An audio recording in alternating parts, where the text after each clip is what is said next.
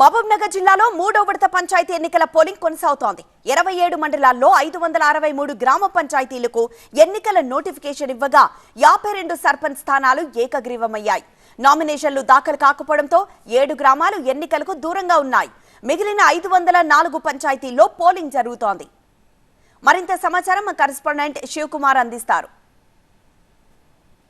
ఉమ్మడి మహబూబ్నగర్ జిల్లా వ్యాప్తంగా మూడో విడత గ్రామ పంచాయతీ ఎన్నికల పోలింగ్ ప్రశాంత వాతావరణంలో కొనసాగుతుంది. వేకువజాము నుంచే పోలింగ్ కేంద్రాలకు తమ ఓటు హక్కును వినియోగించుకునేందుకు ఓటర్లు బారులు తీరినటువంటి పరిస్థితి ఉంది. చలిని సైతం లెక్క చేయకుండా ముఖ్యంగా వృద్ధులు, మహిళలు అయితే పోలింగ్ కేంద్రాలకు తరలి వచ్చి ఓటు హక్కును వినియోగించుకుంటా ఉన్నారు. ఇక ఉమ్మడి పాలమూరు జిల్లా వ్యాప్తంగా 563 గ్రామ పంచాయతీలకు మూడో దశలో ఎన్నికలు నిర్వహణ జరుగుతోంది. ఇందులో దాదాపుగా 52 సర్పంచ్ స్థానాలు ఏకగ్రీవమయ్యాయి. మిగిలినటువంటి 7 గ్రామాలు ప్రస్తుతం ఈ ఎన్నికల ప్రక్రియకు దూరంగా ఉంటున్నాయి. మిగిలినటువంటి 504 గ్రామ పంచాయతీలకు సంబంధించి ప్రస్తుతం ఈ ఎన్నికల ప్రక్రియ కొనసాగుతూ ఉంది.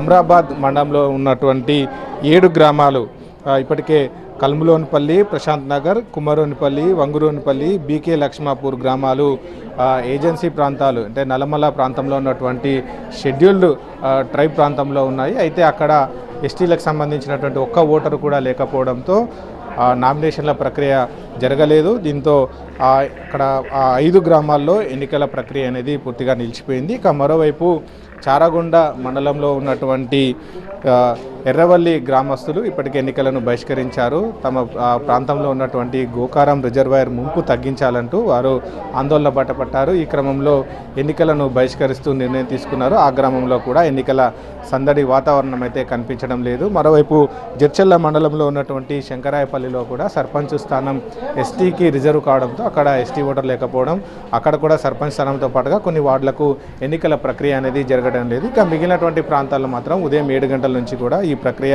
ప్రశాంతమైనటువంటి వాతావరణంలో కొనసాగుతుంది. మధ్యాహ్నం 1 గంట వరకు ఈ ఎన్నికల పోలింగ్ జరుగుతుంది. ఆ తర్వాత 2 గంటలకు పోలైనటువంటి ఓట్లను లెక్కిస్తారు. ఆ తర్వాత లెక్కించిన ఓట్ల ద్వారా ఎవరు సర్పంచులు, ఎవరు వార్డు అభ్యర్థులుగా గెలిచారనేటువంటి ఫలితాలను ప్రకటన ఉంటుంది. అది పూర్తయిన తర్వాత ఉప సర్పంచ్ ఎన్నిక కూడా ఇదే రోజు జరగబోతా ఉంది. ఇక మిగిలినటువంటి ప్రాంతాలు ముఖ్యంగా సమస్యాత్మకంగా ఉన్నటువంటి పోలింగ్ కేంద్రాల వద్ద ఇప్పటికే పోలీస్ డిపార్ట్మెంట్ ప్రత్యేకమైనటువంటి నిఘా అలాగే బందోబస్తు చర్యలు కూడా ఏర్పాటు చేసింది. కొన్ని ప్రాంతాల్లో ఇప్పటికే వెబ్ కాస్టింగ్ ద్వారా, వీడియోగ్రఫీ ద్వారా వాటిని నిత్యం పర్యవేక్షిస్తున్నటువంటి పరిస్థితి అయితే ఉంది.